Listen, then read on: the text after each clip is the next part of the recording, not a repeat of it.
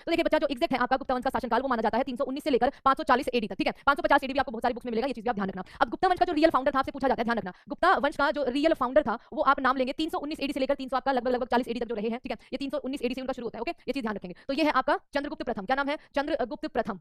इनको real founder माना जाता है, लेकिन इनसे पहले भी अगर बाय चांस ऑप्शन में ये नहीं है तो आप श्रीगुप्त लगाओगे, ठीक है, श्रीगुप्त लगाओगे। श्रीगुप्त के बाद आप क्या लगाएंगे, श्रीगुप्त के पुत्र का नाम था घटोत्कच बच्चा, ठीक है, क्या था, घटोत्कच।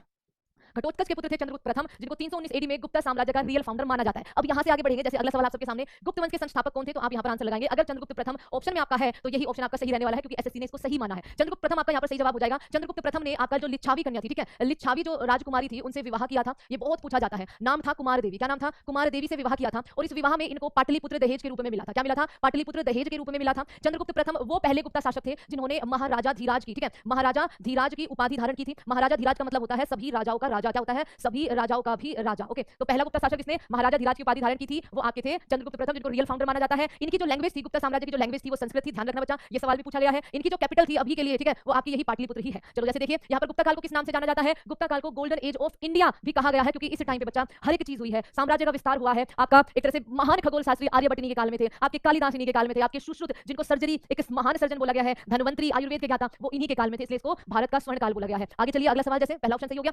गुप्ता काल को किस नाम से जाना जाता है, ये हमारा हो गया भारत का स्वर्ण युग। गुप्ता काल की कैपिटल क्या थी, पाटलिपुत्र उसकी कैपिटल थी। उसकी कैपिटल बच्चा बाद में जाके उज्जैन भी बनी थी, वो भी हम देखेंगे। कुमार गुप्त जब आएंगे बच्चा वो अपनी कैपिटल जो है, सॉरी विक्रमादित्य जो आएंगे वो अपनी कैपिटल जो है वो उज्जैन बनाएंगे, लेकिन ये आगे करेंगे। आगे देखिए आगे क्या है, गुप्त वंश की मुख्य भाषा कौन थी, अभी मैंने बताया है संस्कृत इनकी मुख्य भाषा थी। किस गुप्त शासक ने महाराजा धीराज की उपाधि धारण की थी, सबसे पहले चंद्रगुप्त प्रथम ने की थी। गुप्त काल का सबसे महान राजा किसको बोला गया है, अब हमने अभी बात की है चंद्रगुप्त प्रथम की, ठीक है। चंद्रगुप्त प्रथम और कुमार देवी, जिनको जो लिच्छावी राजकुमारी थी कुमार देवी, इन दोनों के पुत्र का नाम था, ठीक है, इन दोनों के पुत्र का नाम था बच्चा क्या, समुद्रगुप्त। समुद्रगुप्त, अब समुद्रगुप्त के पास न जाने कितनी उपाधियां हैं। समुद्रगुप्त को भारत का नेपोलियन कहा जाता है, भारत का नेपोलियन कहा जाता है। समुद्रगुप्त जो है वो वीणा बजाने में बहुत ज्यादा निपुण थे, सिक्कों से इनके पता चलता है। समुद्रगुप्त को कविराज कहा जाता है, क्या कहा जाता है, कविराज समुद्रगुप्त को कहा जाता है। अश्वमेधकर्ता, ठीक है, अश्वमेधकर्ता कविराज को समुद्रगुप्त को कहा जाता है। ये महान शासकों में